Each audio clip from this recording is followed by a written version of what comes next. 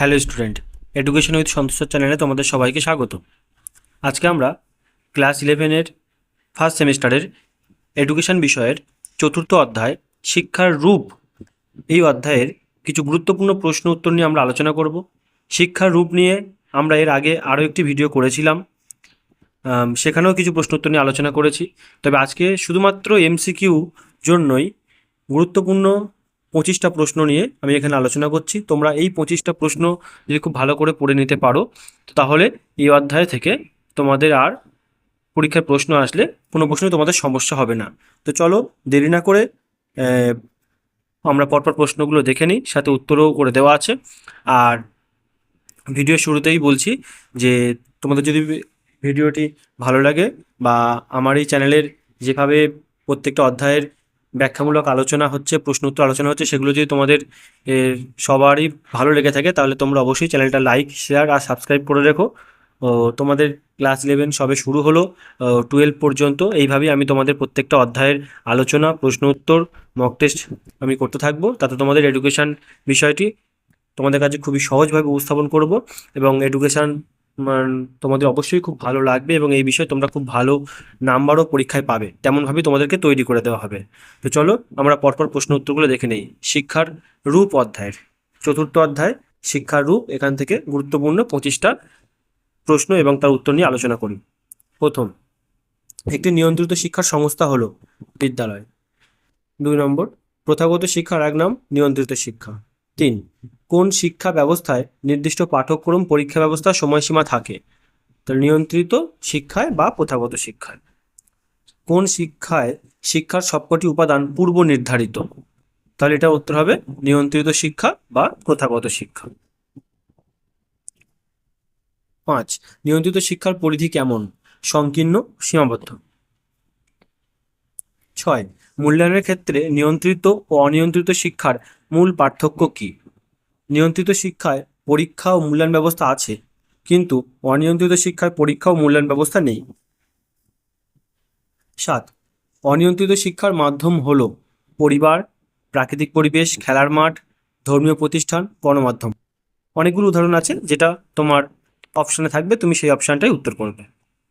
8, কোন শিক্ষার নির্দিষ্ট পাঠ্যক্রম, পরীক্ষা ব্যবস্থা, মূল্যায়ন নেই? তাহলে এটা হবে অনিয়ন্ত্রিত শিক্ষার বা অপ্রথাগত শিক্ষার।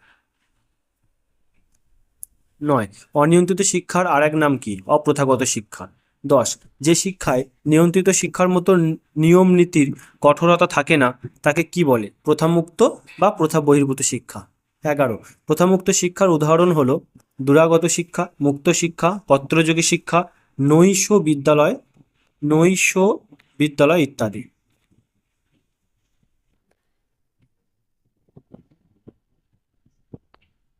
12, অল্প খরচে ও চাহিদা নির্ভর শিক্ষা হলো প্রথামুক্ত শিক্ষা বা প্রথা বহির্ভূত শিক্ষা। 13, প্রথামুক্ত শিক্ষার প্রধান মাধ্যম হলো দূরাগত শিক্ষা, মুক্ত শিক্ষা, পত্রযোগী শিক্ষা। 14, জাতীয় শিক্ষানীতিতে কোরেসপন্ডিং টিচিং রূপে সর্বপ্রথম বিদ্যালয় স্তরে অন্তর্ভুক্ত করা হয় মুক্ত শিক্ষাকে 1986 খ্রিস্টাব্দে। তো উত্তর হবে মুক্ত শিক্ষাকে 1986 খ্রিস্টাব্দে। 15, মক্স এর সম্পূর্ণ নাম? Massive open online courses. 16, Mox হলো একটি বিনামূল্যের ওয়েব ভিত্তিক দূরশিক্ষার প্রোগ্রাম যা শিক্ষার্থীদের বিভিন্ন কোর্স ও দক্ষতা অর্জনের জন্য গড়ে তোলা হয়েছে। এই অনলাইন শিক্ষায় শিক্ষার্থীরা ডিজিটাল শিখনের সুবিধা পায়। 17, ইগনু এর সম্পূর্ণ নাম? Indira Gandhi national open university. 18, IGNOU প্রতিষ্ঠা হয় 1985 খ্রিস্টাব্দে ভারতের দিল্লিতে। 19, সকলের জন্য শিক্ষার ব্যবস্থা করা যায় প্রথামুক্ত শিক্ষায়। 20, নিয়ন্ত্রিত শিক্ষার চাপ হ্রাসকারী শিক্ষা হলো প্রথামুক্ত শিক্ষা। 21, নিয়ন্ত্রিত শিক্ষার পাঠ্যক্রম পূর্ব নির্ধারিত। 22, বিধিমুক্ত শিক্ষার সংস্থা হলো নৈশ বিদ্যালয়। 23, একজন মানুষের মধ্যেই প্রকৃত মানুষ রূপে গড়ে ওঠে উক্তিটি করেছেন ফিক্টে। 24, নিয়ন্ত্রিত বা প্রথাগত শিক্ষার বৈশিষ্ট্য হলো, অনেক বৈশিষ্ট্য আছে, এখানে কয়েকটা নিয়ে আলোচনা বা শুধু তাদের পয়েন্টগুলোই আছে, এইগুলো ধরেই এমসিকিউতে তোমাদের অপশান থাকবে। যেমন সুনির্দিষ্ট উদ্দেশ্যভিত্তিক, নির্দিষ্ট বিভিন্ন স্তর, নির্দিষ্ট পাঠ্যক্রম থাকে, নির্দিষ্ট সময়সীমা থাকে, সুনির্দিষ্ট নিয়মনীতি থাকে, শিক্ষক শিক্ষার্থীর মধ্যে প্রত্যক্ষ সম্পর্ক গড়ে ওঠে, নিয়মিত পরীক্ষা ব্যবস্থা থাকে, নিয়মিত মূল্যায়ন ব্যবস্থা থাকে, নিয়মিত উপস্থিতি থাকতে হয়। অনিয়ন্ত্রিত শিক্ষার বৈশিষ্ট্য, নিয়ন্ত্রণহীন শিক্ষা, পরিকল্পনাহীন শিক্ষা, নির্দিষ্ট পাঠ্যক্রম থাকে না, নির্দিষ্ট শিক্ষকহীন শিক্ষা ছাড়া জীবনব্যাপী শিক্ষা। তো এই 25টি প্রশ্নের উত্তর নিয়ে যেগুলো আলোচনা করা হলো, এইগুলো তোমরা খুব ভালো করে এই অধ্যায় থেকে করবে, তাহলে এই অধ্যায় থেকে যে প্রশ্নই আসবে না কেন তোমরা সহজেই পেরে যাবে। তো পুরো ভিডিওটি দেখার জন্য তোমাদের সকলকে অসংখ্য ধন্যবাদ। চ্যানেলটা সবাই সাবস্ক্রাইব করে রেখো, লাইক শেয়ার করো।